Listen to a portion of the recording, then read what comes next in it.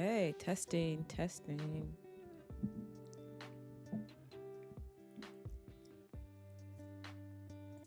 Cool waiting screen. Yeah. So I'm waiting for some slow pokes to wake up, start getting ready. I've been up since 9 a.m. And I thought, why not just read over some of the rules of this crisis mode for Invincible. So it's pretty chill. Let me make sure that the music isn't too loud. Always unsure if it's too loud.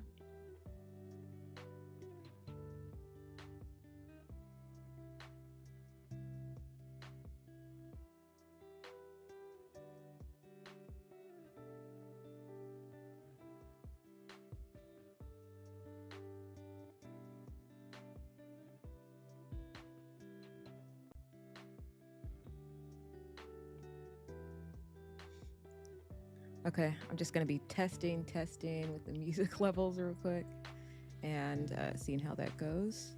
And speaking out the sounds okay? Okay.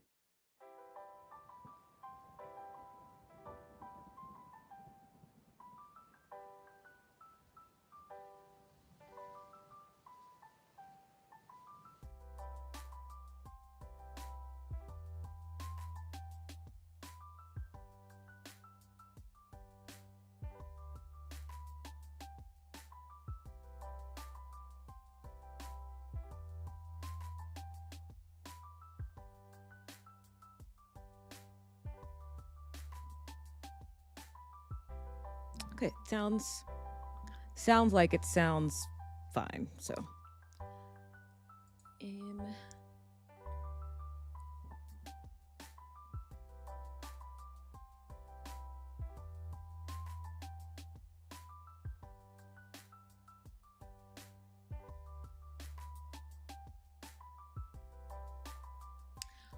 okay.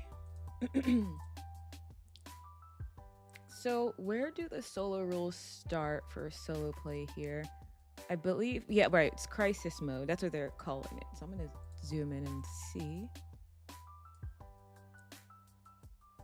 Crisis mode represents additional and modified rules to facilitate solo play for Invincible. No game master required. When you take turns. When you take on threats, utilize your powers and encounter challenges, make rolls as normal. When the outcome is unclear, lean on the tools presented in these rules to fill in the narrative gaps. Okay.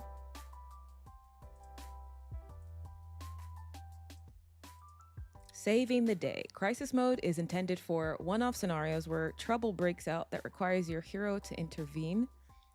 Focus on playing through a captivity story with high stakes and insurmountable odds. Depending on the length of your sessions, you might wrap up a crisis in a single session or over the course of a few sessions. Okay. They're intended for one-off scenarios, it says here. So it sounds like, I guess let's read into it, but I'm not sure how well it supports for like long-term play, but it does say or over the course of a few sessions. So I guess let's see if that holds up, I guess.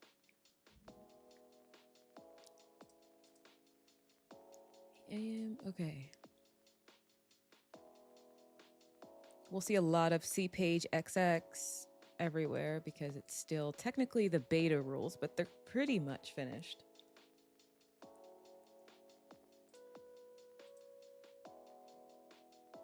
Okay, so crisis mode. So let's see. Preparing your game. Solo play works much like group play with a few key differences. Keep these things in mind before guiding your hero through procedurally generated threats and obstacles. I love me some procedurally generated threats and obstacles. That's how I love to play solo.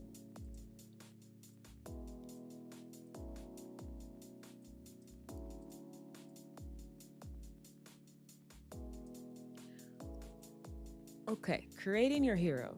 Create your character using the guidelines in Chapter 2. With these additional considerations, you may choose any rank as long as you generate the appropriate crisis alerts. through though Global Guardian is recommended. I think I would do Global Guardian, but also, what if you wanted to create like a Spider-Man type character, or like Daredevil? Those are not Global Guard. Well, Daredevil, right? And Spider-Man is like, I know that he's been a part of the Avengers, but he's your friendly neighborhood Spider-Man. So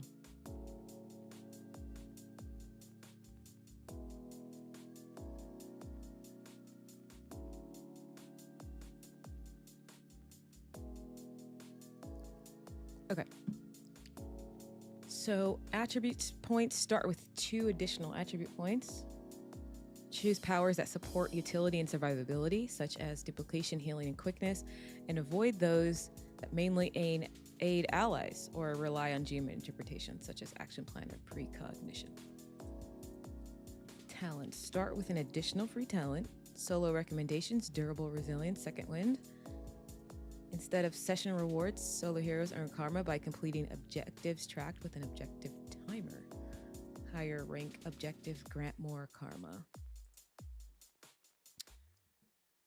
Building a crisis alert. As an alternative to generating a starting point for a crisis from the random threats in Chapter 7, you can use the forecast analysis and trajectory engine, also known as the Fate engine, to quickly generate a spark of inspiration. Rolling on the complex response engine will yield a simple story seed, such as rescue bystanders or stop supervillain. Okay, create your hero.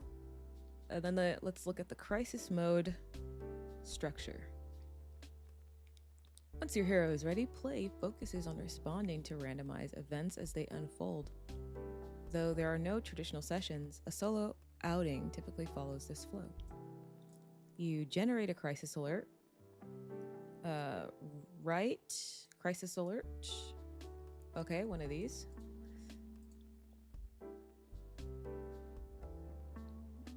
Using the random threats table in Chapter 7 or the complex response engine. Start your crisis level at 0 and then begin making event checks. So crisis level at 0 meaning low danger, phase 1. Okay. Choose a crisis and start a crisis timer along with an ally, objective, or encounter timers. Make checks, check timers, and crisis level, and engage threats or opportunities.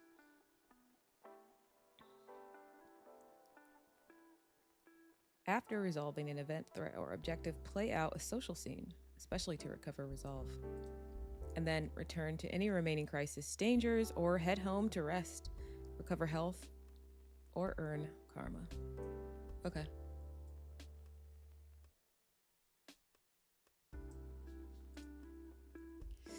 Crisis alerts.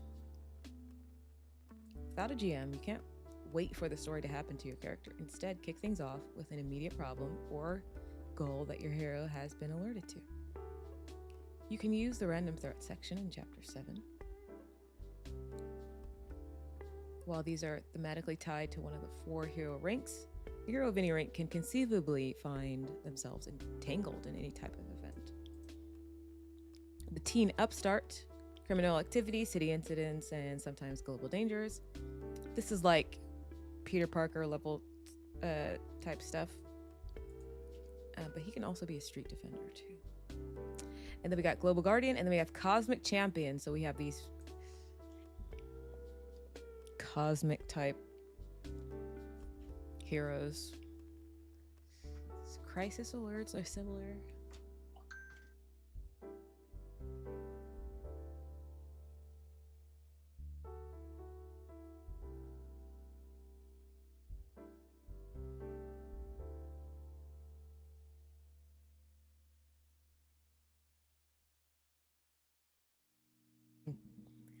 Okay, crisis alerts are similar to briefings in an adventure at the stage 4.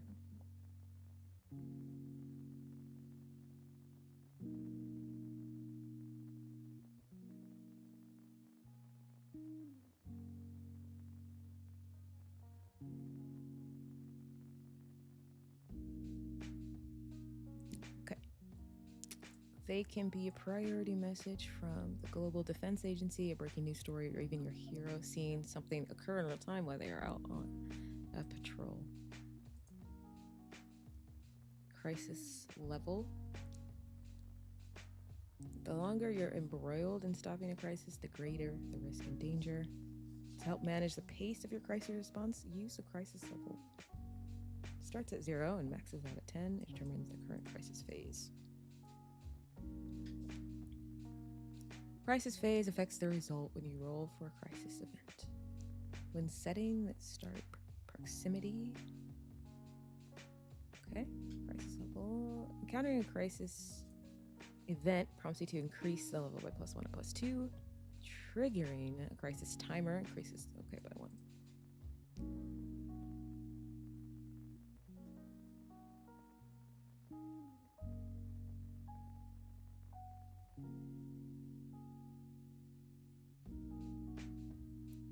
Layout a social scene. Forecast analysis at fate. In their place, you can use fate to help guide the way through your mission. You don't have to use these tools each time you have a question. Often the answer will be obvious based on the situation. When in doubt, err in favor of a compelling, thrilling story. Event check. Through the course of your hero's patrol, you'll make event checks to add new and unexpected complications, troubling twists, or, more rarely, lucky breaks. Make an event check when... Make an event check when you roll on the binary response engine or complex response engine. Transition to a new scene with the time jump. Okay. To make an event check, roll 2d6 on this table here. Okay. Event check. You'll make event checks to add new and okay. Therefore, complications and twists. Okay.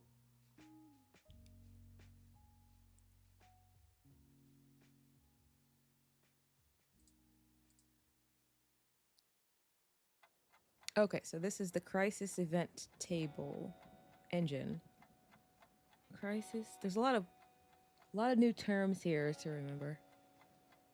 Crisis, the complex response engine, and then you have the binary response engine, and then you have the fate engine, and then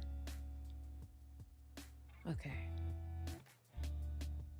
There's crisis events and opportunity events.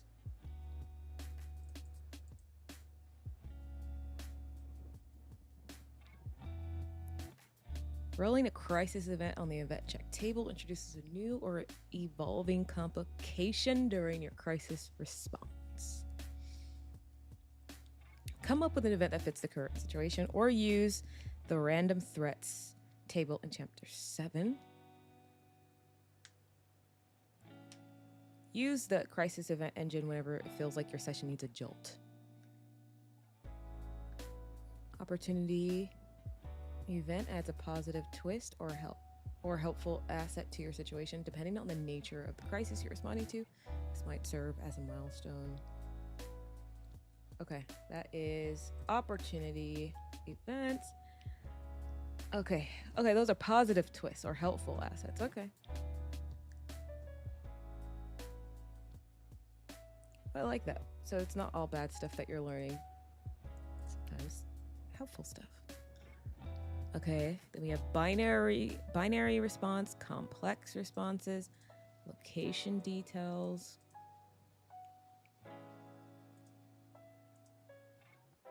Use this tool for binary response. Use this tool when posing a question with a simple yes or no response, such as, are there explosives in the abandoned crates at the docks? Does this dead guard carry a security key card? And then if either answer is about equally likely, roll a d6.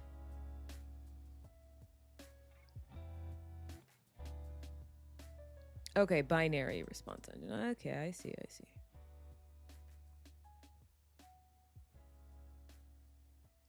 And then this one's a more complex response engine. I see. Though these are the open-ended questions that you need more than a yes or a no. What data is stored on this computer mainframe? And then the result is experiments subject. The computer contains the redacted details of a recent top secret experiment. Okay. That is the binary and complex responses, location. So while playing, you spend much of your time envisioning the world around your hero, imagining the busy streets, darkened corridors, oppressively silent darkness of space. When you need inspiration, use the tables on the following pages. Okay. Got the city engine, this table when you're traversing the city. Facility engine, use this to reveal the interior of a building. Okay. Region, space, city, and then we have facility and atmosphere. Got it. Lots of tables here. So when rolling multiple, I still don't remember what that symbol means. Looks like a little acorn.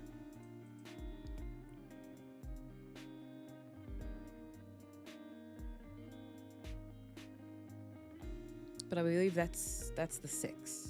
It's the positive. Okay, solo play crisis timers tick away in the background for minutes or hours, counting down to new complications. So start a timer. First, decide what event the timer will trigger when it counts down.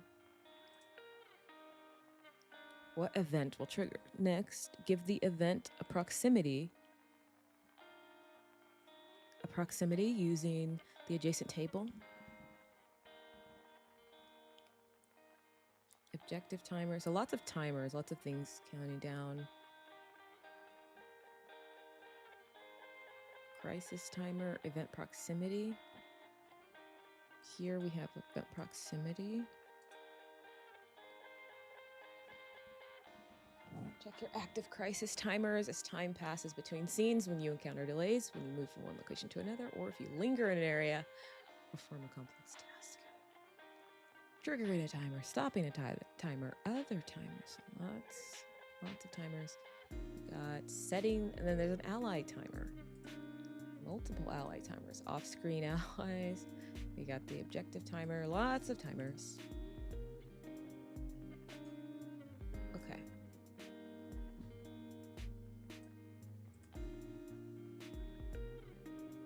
The sisters are finally up.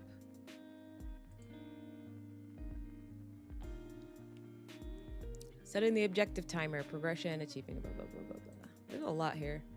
A lot of timers. I'll have to take more time to like read it slowly and really get into it. Locations and zones, setting the encounter. Is that another timer? Man. Whoever made this loves their timers.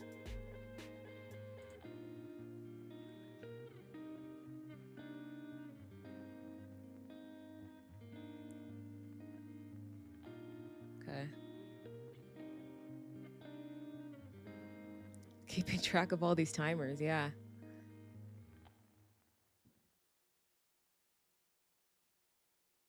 There's a lot going on here. In terms of like timers and like new, I'll still give it a shot, but so we have crisis alerts, crisis levels, and then we have the fate engine. So, and there's lots of events too. So we got the crisis event, opportunity event. And then we get into timers, which is objective, crisis timers, ally timer. Then there is the encounter one. I'm wondering how it'll fill in play, like how I'll track all those. Is there, like, where are those tracked? Because I have the character sheet here. There's no like timer tracker. Well, this is the regular one.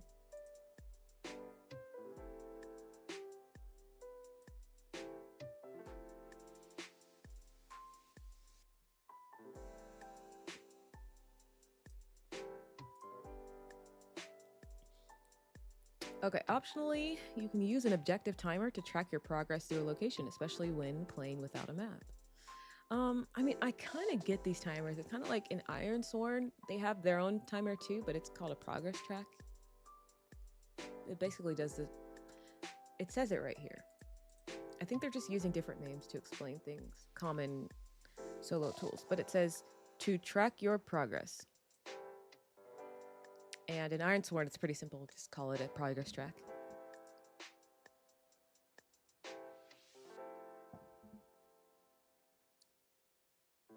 And then right here, it's called an encounter timer. When exploring an unknown location or while attempting to search for something, use an encounter timer to track the proximity of the potential encounter.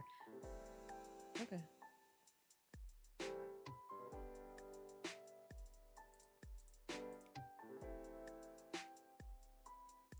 Then you make encounter checks.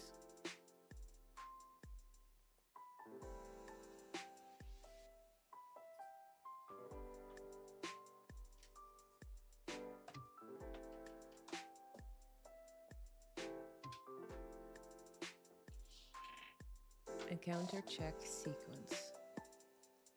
Let's see.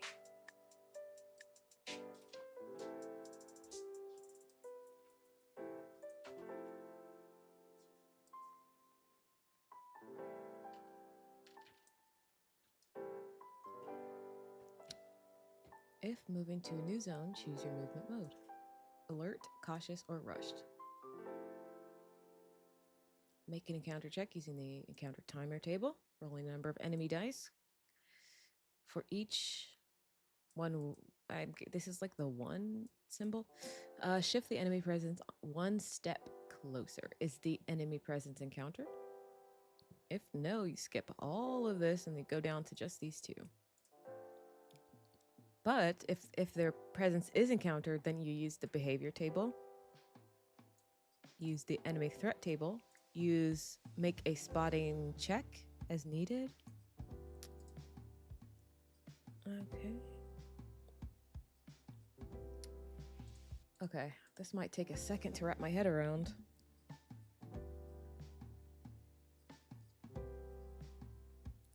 I don't know if it's overly manufactured, these rules, but I gotta give it a good try.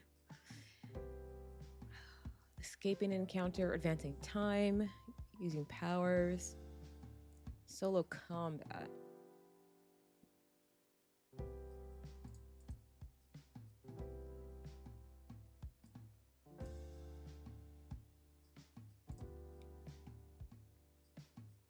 Okay.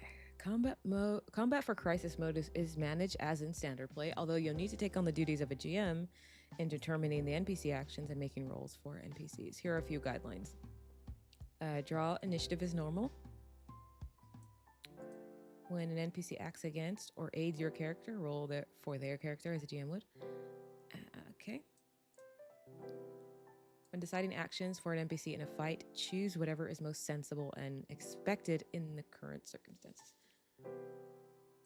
If unsure, ask the binary response engine. For example, does the soldier use a quick action to defend? Does the soldier use a quick action to defend? Okay. Recovery. All normal rules for recovery and healing apply. In addition, solo heroes are resilient and gain the following benefits. If you are broken by damage or stress, you could still perform actions, but with -1 die. When broken by stress, you can make a presence roll as if aided by an ally. However, you instead rely on an important memory. What comforts you or inspires you in this moment? Okay. Social scenes work as they do in standard play. You probably don't want to roleplay a conversation with yourself, so you can condense social scenes to just a brief statement. I go see my parents to complain about feeling sick after the fight, and my mother makes me some chicken noodle soup. Chicken noodle soup. Okay.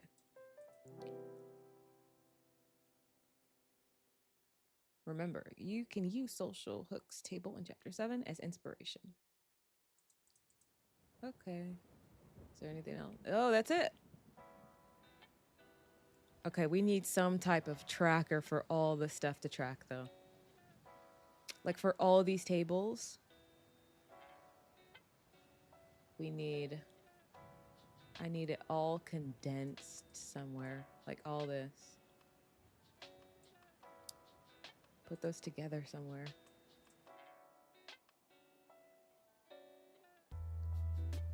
So we got the crisis level table, an event check table, crisis event engine, opportunity event engine, binary response, complex response, location details. We have the bonus effects table and then the crisis timer here. Then we have the ally timer. We have the objective timer and counter timer. That's a lot. And then we have the sighting enemies, movement modes, the enemy threat table, enemy behavior. And then we have the escape modifiers, and then that's it. So it's not many pages, but they packed in a lot of like checks and stuff. Interesting. So what I'm gonna do now. Oh, cool. Okay. Let's practice creating a character. So creating a character, we have additional considerations. We can choose any rank, but Global Guardian is recommended. So let's make a Global Guardian character.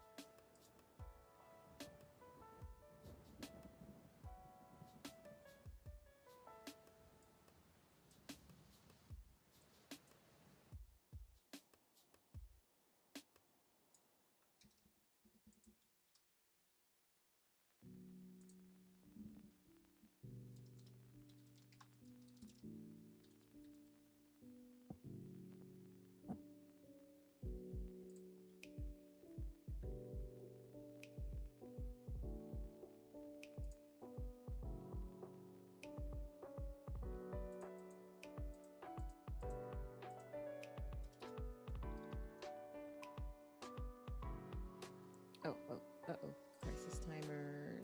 Create your hero. There we go. Does my mic sound crisp? Thank you.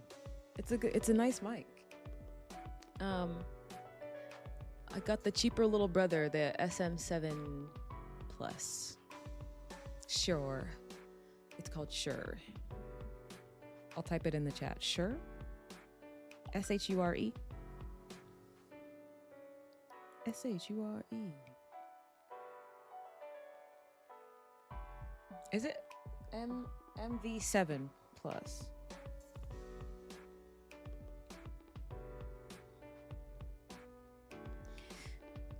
It was a really good investment. Okay.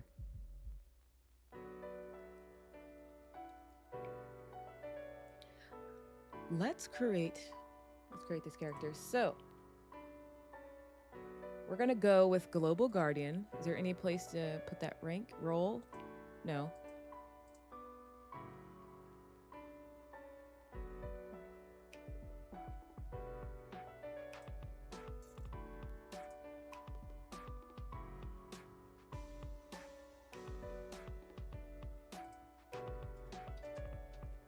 Just put it in here for now.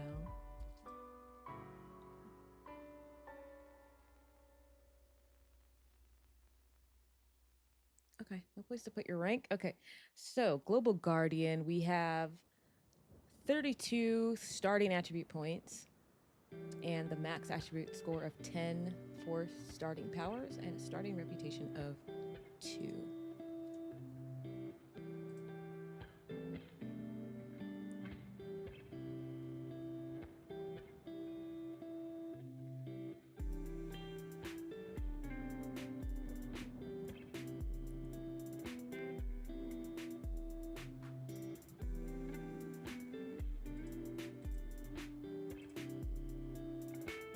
Okay, so it chose Global Guardian.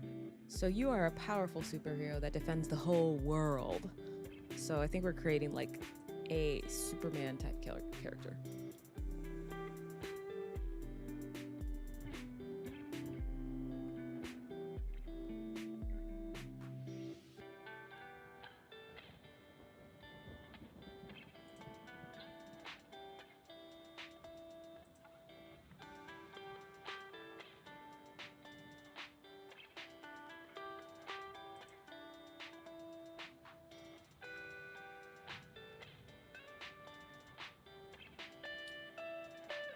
So let's build somebody who's like super freaking buff and strong and awesome. We're gonna say their role is Braun. Their civilian name, I don't know yet. Okay, so we have 34 attributes total, 32 from our rank from Global Guardian, and then we have 2 more because that's what the solo rules say. We can have 2 more. I go back down here, solo. Start with 2 additional. Yeah. Okay.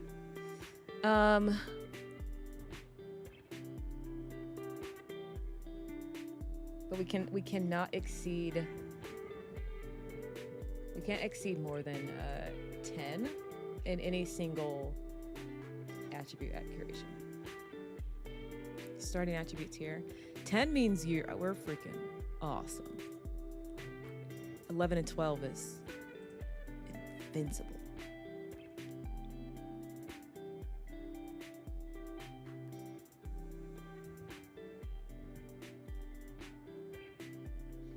Okay. So we're awesome.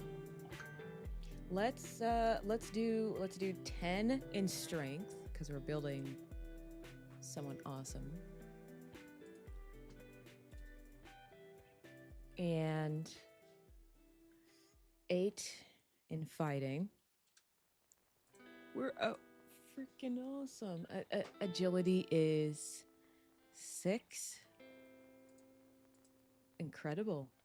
And then presence will do 4. So we'll just be great. And then intuition will do 4 as well. Got good intuition.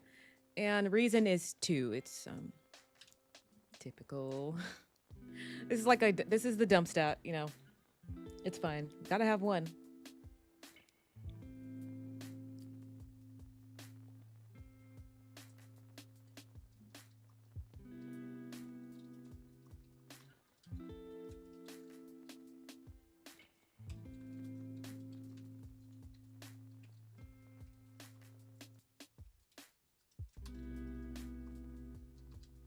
At first I was like, we're creating like a female Superman. And then I remembered, oh yeah, there's Supergirl, so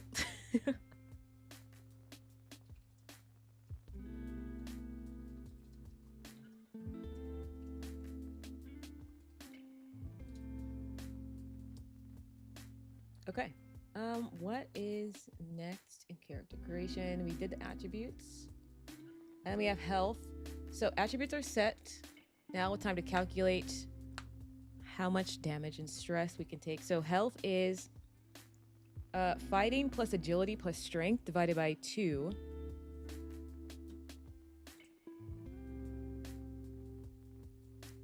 Here we go.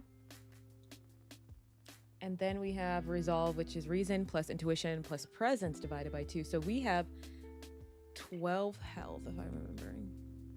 So fighting, agility, and strength. Okay, that's 24 divided by 2. Not bad.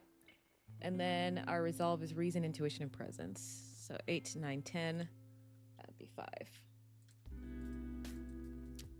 Okay, and next is starting power. So as a global guardian, we start with 4, but I want to have a good mix of defense, mobility, high damage, of course.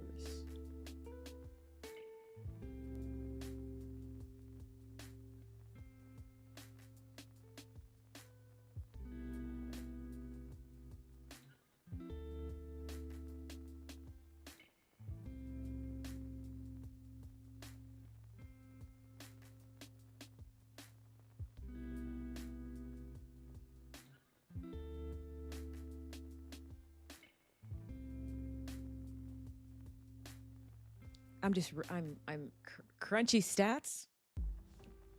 Are they crunchy? I'm trying to be awesome. That's why.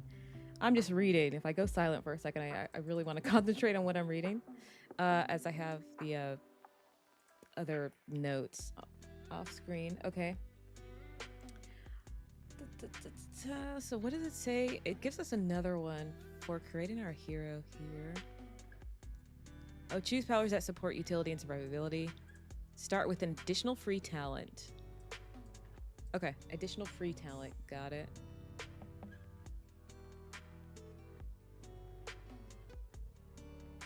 Major protection, I'm thinking. For defense.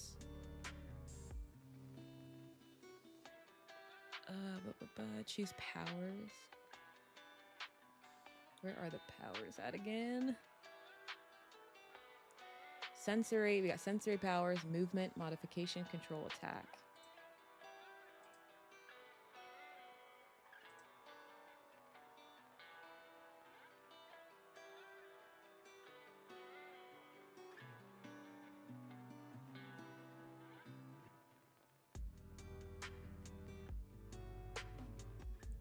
So I think we definitely want protection. I think I'm gonna do protection.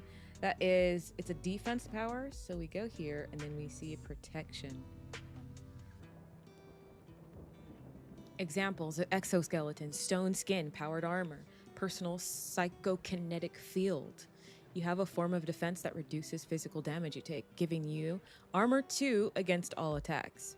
So I'm going to take that. The base form gives you armor 2, but I'm gonna make it major, so I have armor 3, which costs 2 power slots for basic and major. So, well, that's my first power. Where do I put that? In the sheet. Power and boost. Okay, I'm not sure. We got major protection. Armor 3. Okay. Let's do, I believe there was regeneration, which is another defense one. Oh, here it is. Yeah. I was trying to find. Okay, so healing factor. You heal more rapidly than normal on each turn. You automatically heal 1 point of lost health on each turn in an action scene. Oh, nice. After the action scene is over, you heal any remaining damage in a few minutes. Also, your healing time for critical injuries is reduced by 2 times categories. Okay. So we're going to do that. Regeneration.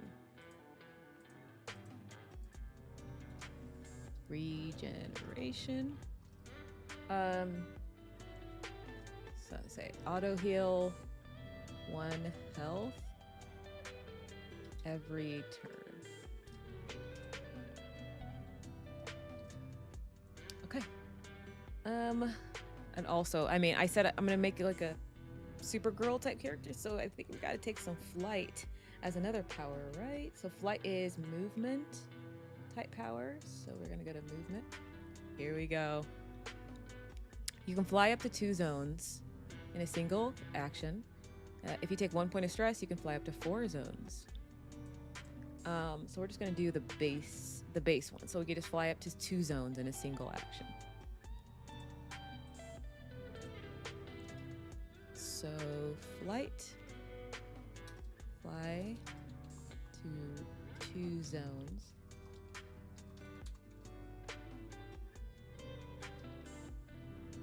Okay. So where does our power source come from? Right, so where do we get this? Are we a Viltrumite? Could be interesting.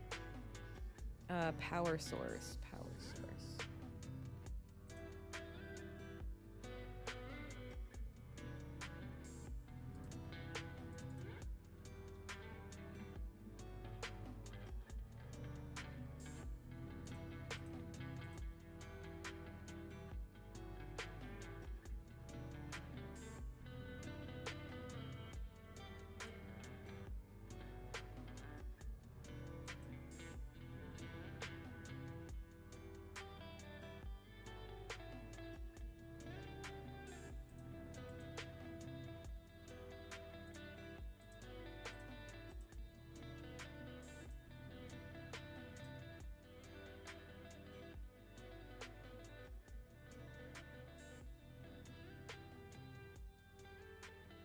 trying to find the power source area. Where the heck is it? Occupation.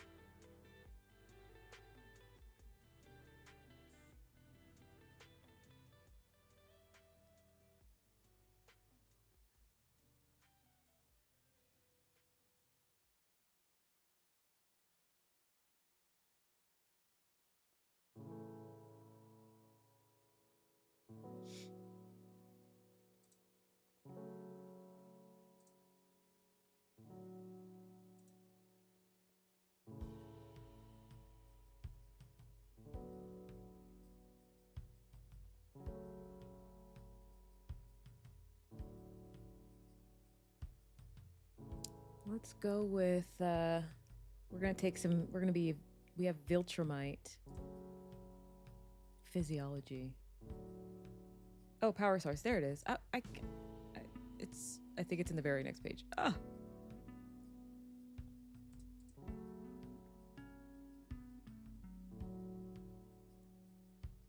Okay, a lot of cool options, but we're gonna say half Viltrumite physiology. Boom.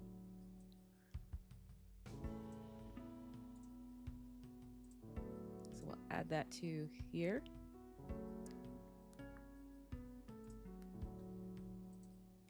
Okay, so starting talents, we get 2 standard talents plus 1 solo bonus one. I'm gonna take a talent. Talent,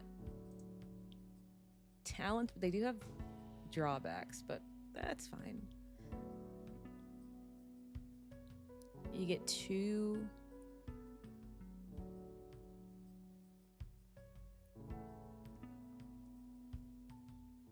The thing that's confusing, it'll like the PDF will say go to chapter 3, but if I go to the bookmarks, it doesn't show any of the chapters. So now I'm just guessing where this stuff is at. What is this? Starting talents. So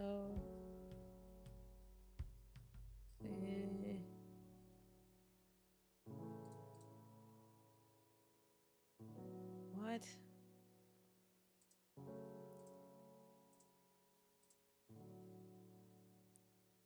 Okay, now I gotta go here.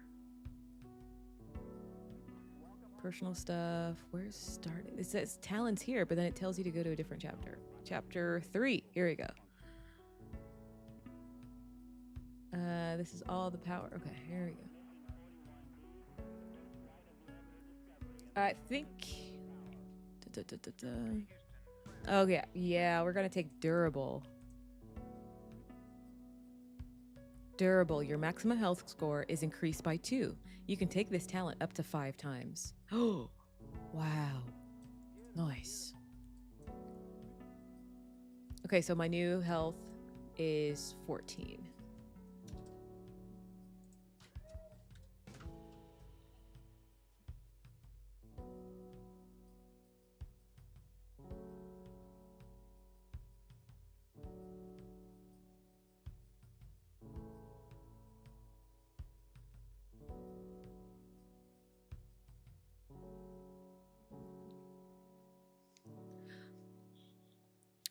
Okay, so powers and boosts. So let's put durable in here so I remember why I have 14.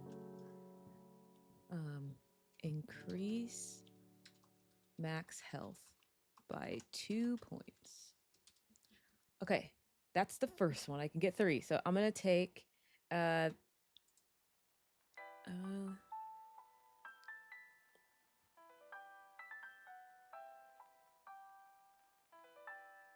gonna take second wind.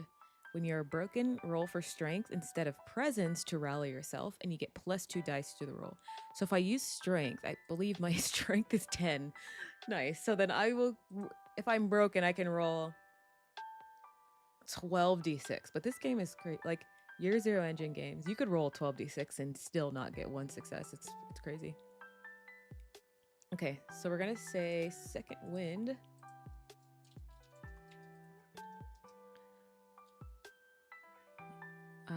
So when broken, roll strength instead of presence, I believe.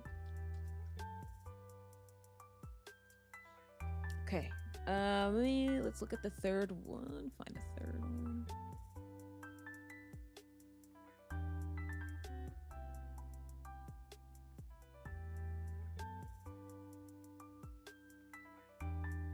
Okay, let's do this. Let's find weakness. As a stunt in a slugfest attack, you can spend one. I gotta look up what these symbols mean. I think it's a 6. Spend 1 success to find a weak spot in your opponent's protection, having any armor rating. Yeah, let's do it. Let's do it. We're going to find weakness as our third talent.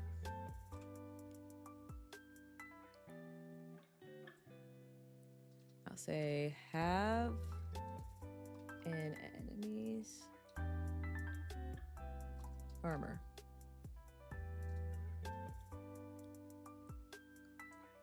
Okay. And then next is our occupation.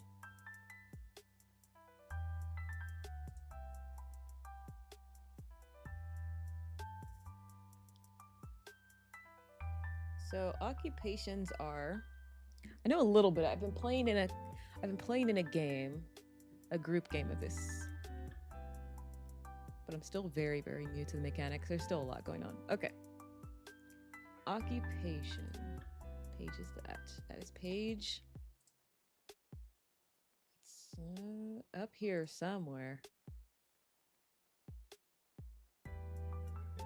Oh, here we go. Occupation. Represents your background, civilian life, or day job if you have one. Let's go with I think there's a soldier or something.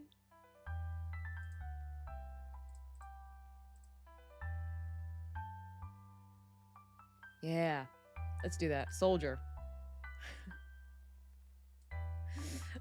I'm making a beefy character. The beefiest. So you are a combatant in a military service such as infantry soldier, commissioned officer, special forces trooper, paramilitary mercenary. Oh, wow. Okay. So we have resources of 4, which is like our money. Is there anywhere to put that resources? Oh, here we go. So it's stable. We're not Tony Stark level billionaire. And then soldier, so then occupation talent. We could pick from one of the 3.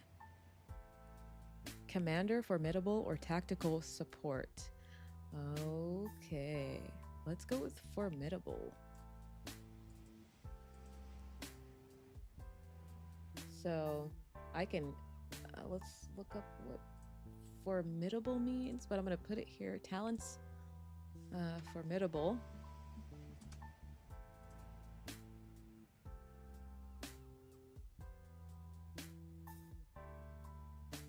Okay, so formidable. So we're going back here to the talents.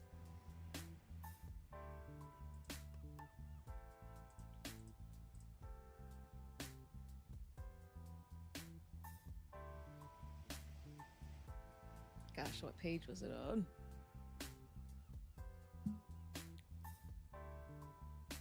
Here we go. Tech powers. I think it's in chapter 3. Okay, here we go. Such a random spot. Okay. I chose formidable, so let's see what that does. Okay, you can push any fighting roll twice. After the second reroll, each die showing a failure, which is a 1, and inflicts 1 point of stress. So I can push any fighting roll twice. Push any fighting roll twice. I've only ever seen online actual plays from them on their channel. Oh, sorry, I'm looking at the chat now. Asparus Coppermus? No, do not bring back those characters from that game. They were horrible and not helpful at all. Okay, Grog said, do you play in person or online? I mostly play online. I've been moving a lot, so I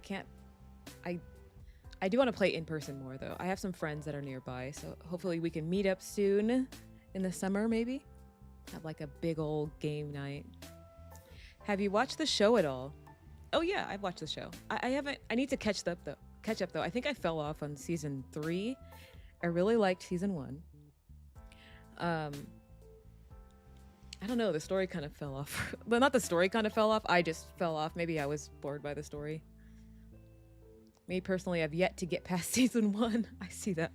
Season 1 was good, and then his dad, you know, no spoilers, but haven't seen her play in group on her channel. Oh yeah, there's another channel where it's a whole bunch of group play. This is just my solo channel. I'll send you the link for my group play where you'll see my face, you'll see me play a whole bunch of stuff.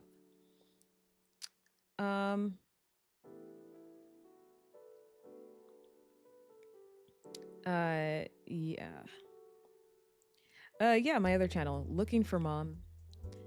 Why is it called Looking for Mom? Because we're trying to find her.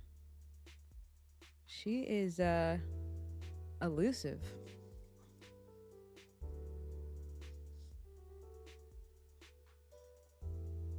Trying to find the link to my other channel. This other channel is like a shared channel, so there's a group of GMs, and we post our actual plays. We're actually live streaming tomorrow a Daggerheart game. So there's all of that good stuff as well. And then last year I thought, you know what? When I was testing out solo games, I was like, maybe should I just record my games and just get those out there? Why not? So yeah, that's why this channel started. But I started first with the group channel. Here, why is it so hard to find the link? Here it is. Here's the group channel. Let me know what you think. We got a whole bunch of stuff over there. There you go.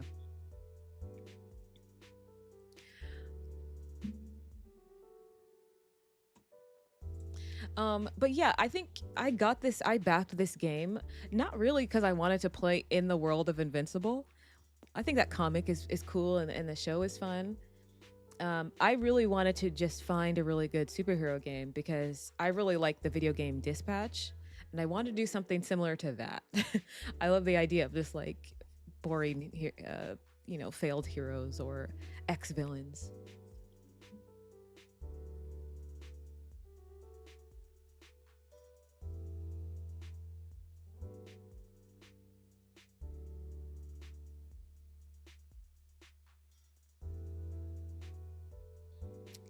Okay. So I've been recording for about an hour. The sisters are up finally and getting ready, so they have told me to start getting ready as well. But I'm quicker than them, so that's why I'm still here. Okay. Formidable. Yeah, Dispatch is great, right? But here's the thing. I never played the game personally. I just watched people play it. I've watched like a lot of playthroughs. I really love the story and the voice acting. It's so good, and the choices you can make. If they come out with like a Dispatch Part 2, which I hope they do, I'll definitely get the game and play it. I think I didn't get it because I thought it was only on like PS5. And I don't have a PS5, I have an Xbox. But I think it's on PC, but I don't like to play on PC, so it's a whole thing. But I had so fun watching playthroughs of it. The story's so good, and the animation and the music. I just like those type of stories, so that's what I'm hoping I can use this system for. So yeah, okay. Anyway, we're back at Formidable. We can push any fighting roll twice. What else? There's something. There's a Formidable. But after the second reroll, each die showing the little I gotta look them up. Jesus. That little symbol. Showing a 1 inflicts 1 point of stress. There we go. So that's Formidable. What's next?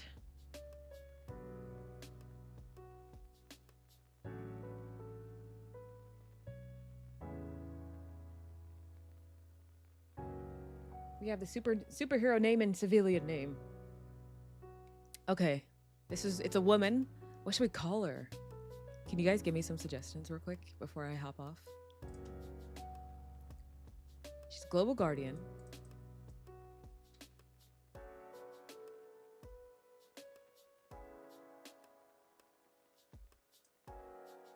Civilian name. I wonder if we should call her Selena. Something like that.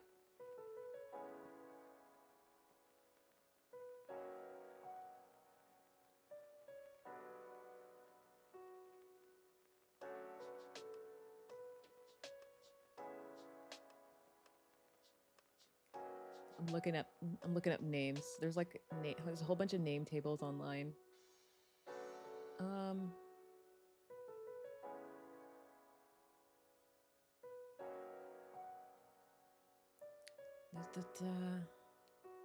Selena, like come with yes, exactly. That's it, Selena.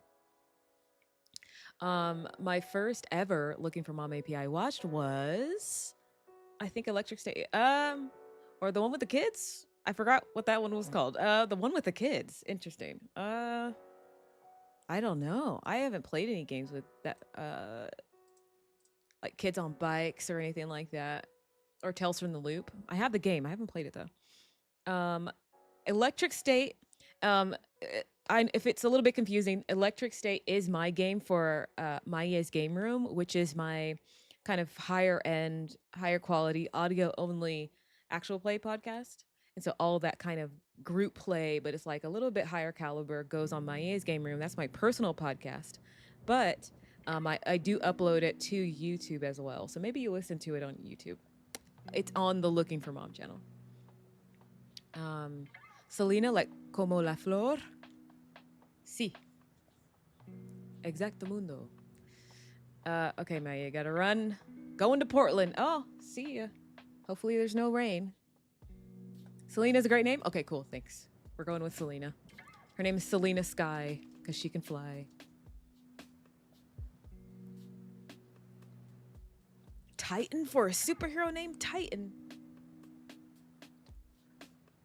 Yeah, but it's a woman, so is Titan a good one for a woman?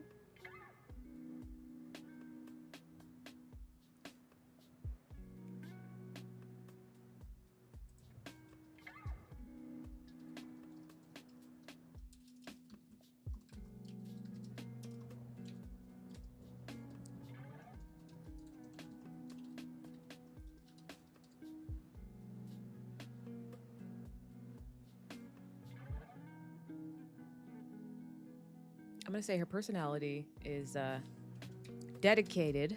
What's her personality? She's dedicated, perfectionist, and impatient. Flaw is impatient.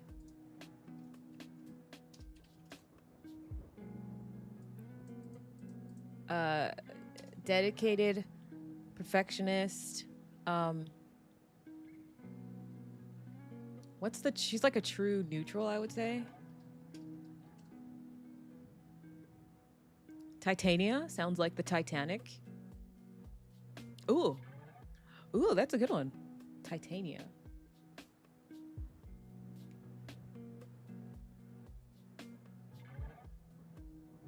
Ooh, Titania. Diana Artemis, goddess of the hunt. Diana Artemis. I think Titania, because it does sound like the Titanic, even though the Titanic did technically sink. I think it just sound like it does sound like she's gonna die eventually, like her end is inevitable. Can her ultimate foe be like an ice creature? Some type of iceberg creature. I'm going with Titania.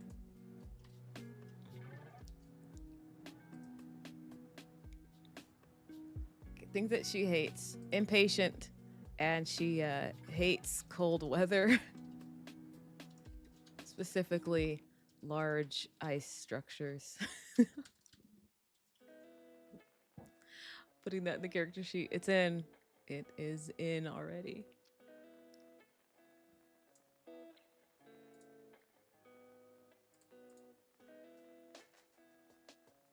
Okay.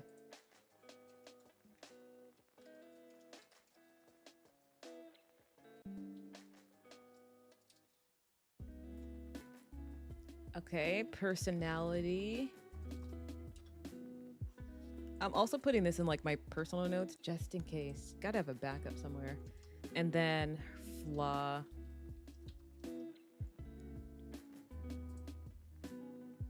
She just doesn't like cold weather. She doesn't really like the snow. Uh what drives her to protect and serve the weak?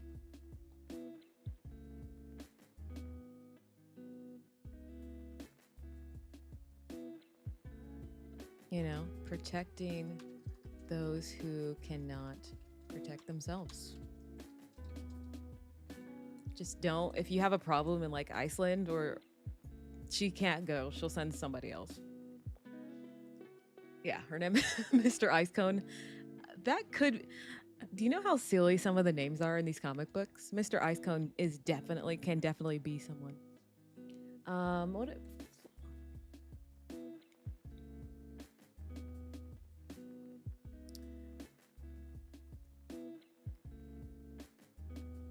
now, who is her key relationship though? Would it be funny if her key relationship is like a husky dog that like thrives in the winter? I won't do it. I won't do it. It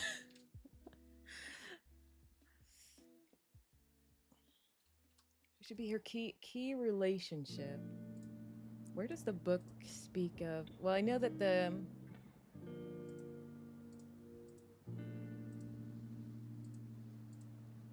there's pre-gens that have like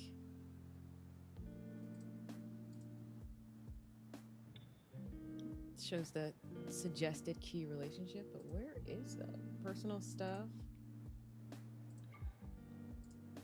Here we go. Yeah. I'm stable. I have steady income and some savings. I don't have to worry about paying the bills or finding a loan if I need one. Okay. Key relationship.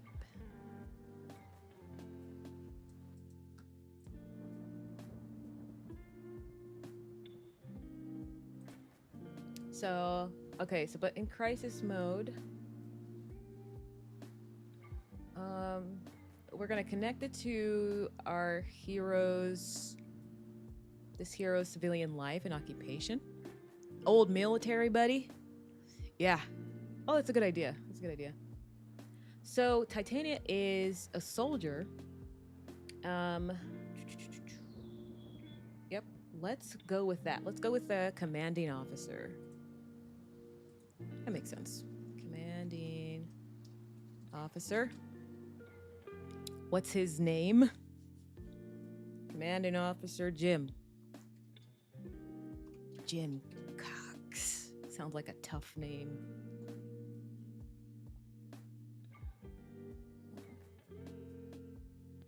Say, keeps her grounded in her duties, we'll say.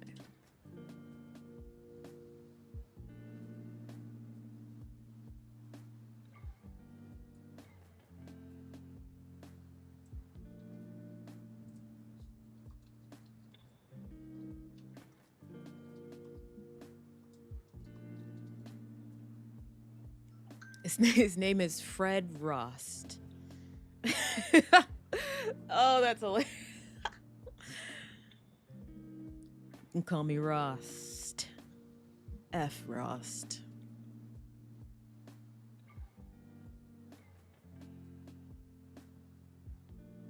Okay. We have Selena Sky, aka Titania. She is a soldier by day, or she could be a superhero by day too. But anyway, she's a soldier and she's dedicated. She's a perfectionist. She's a true neutral type personality.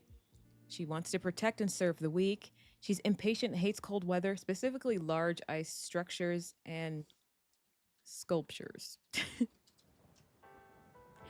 And her key relationship is Commanding Officer Jim Cox. Keeps her grounded in her duties. Now, what would be the next thing to do? Like, let's say I had her... Do I have gear or, like, a base? I guess that's my next question. Do I have my personal base? I guess... I'm kind of going all over the place, but I guess the next thing would be to do a crisis alert, if I'm understanding the solo rules. Boom. You can't wait for the story to happen to your character. Instead, kick things off with an immediate problem or goal that your hero has been alerted to. You can use the random threat section in Chapter 7 to generate a crisis alert. Crisis alerts are similar to briefings. Okay. Oh, they're similar to briefings in an adventure. Okay, got it.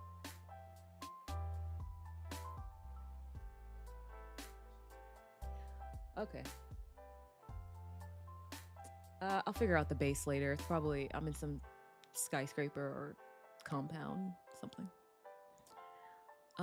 Where's the freaking okay, generate a crisis alert using the random threats table in Chapter 7 or the complex response engine. Okay, let's go to the random threats table. And then we will end the stream. Where's the table at? Please be easy to find. Random threats. I always have to... Oh.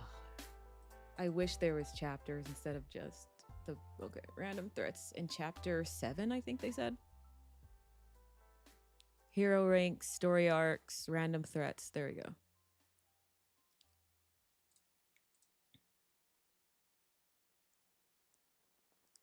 Random threats. So that's roll D66. Okay. Perpetrators. Just adding this to my notes for later. Roll D66. Okay. Let's go to the dice roller online.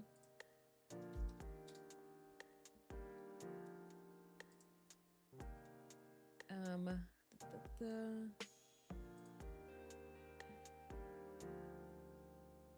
was gonna test out. Is this I gotta check something. Is this the right one? That's not it. That's not the right one. Here, I'm gonna roll so that you guys can also see the roll. There we go. Okay, so this is just a test roll. This is just 1d6. Oh, there we go.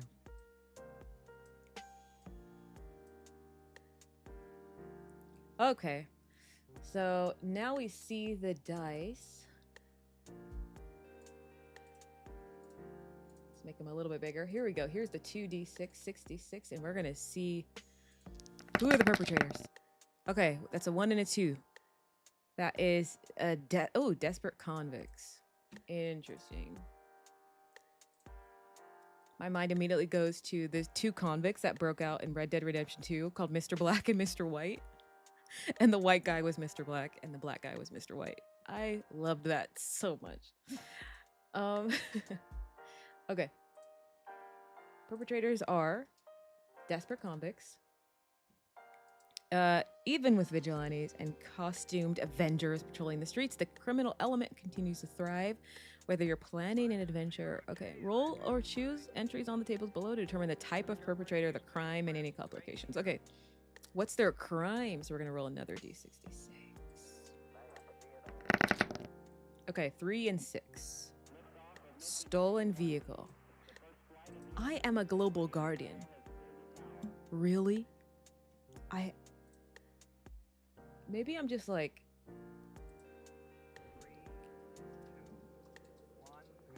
This is not... I don't take care of this stuff. This is like freaking...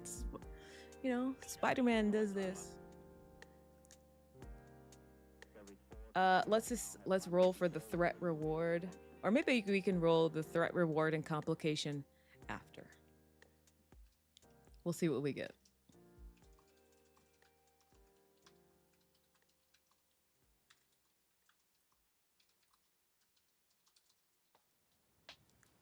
I want something a little bit more challenging though. I gotta get these guys. They just broke out of jail and now they're still in a car.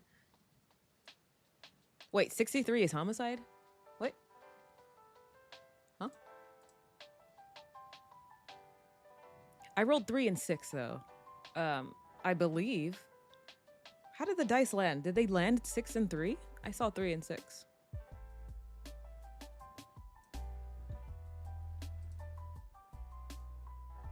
Should I roll again? Should I just choose? Because, like, I want something a little bit more challenging.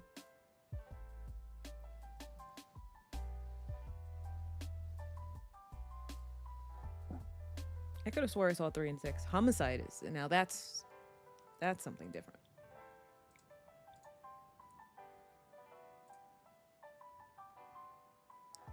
Okay, we're sticking with 36. These the escaped convicts, they're still in a car. And I'm gonna say I'm a soldier, I'm walking home, okay, and I see them. They still have their convict outfits on, and they had just broke out of jail. And and I have like groceries in my arm. That's how we're gonna start.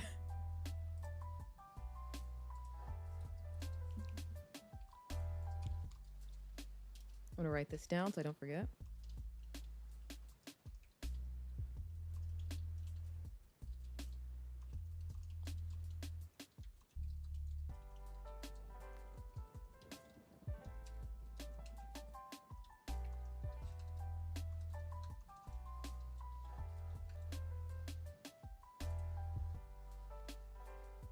Okay.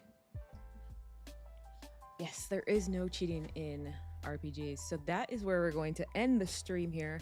And when I come back, we are going to, well, eventually, you know, when I come back to this game, we're going to play with one Selena Sky, aka Titania. And we're probably just gonna, what, slap these guys with our super strength? Not gonna kill them, knock them out.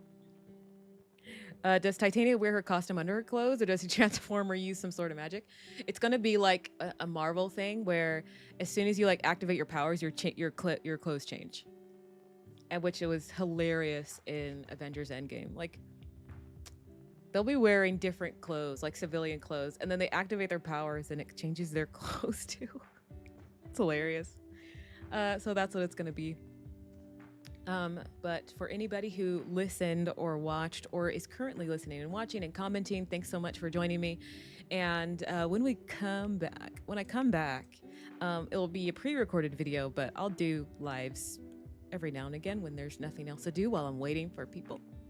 But yeah, thanks for listening, and I'll be back with some more Titania action in the future. So everybody have a good Saturday.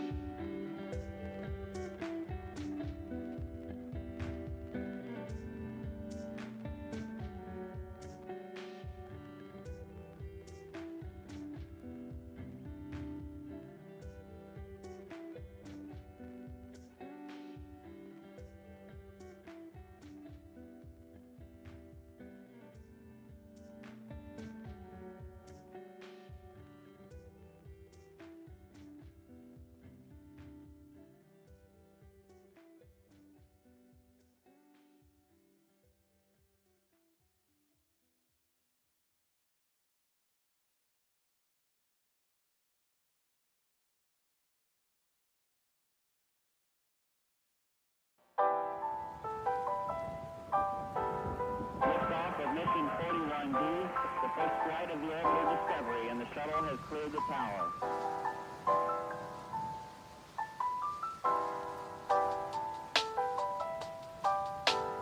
Discovery's core computers now have primary control of critical vehicle functions.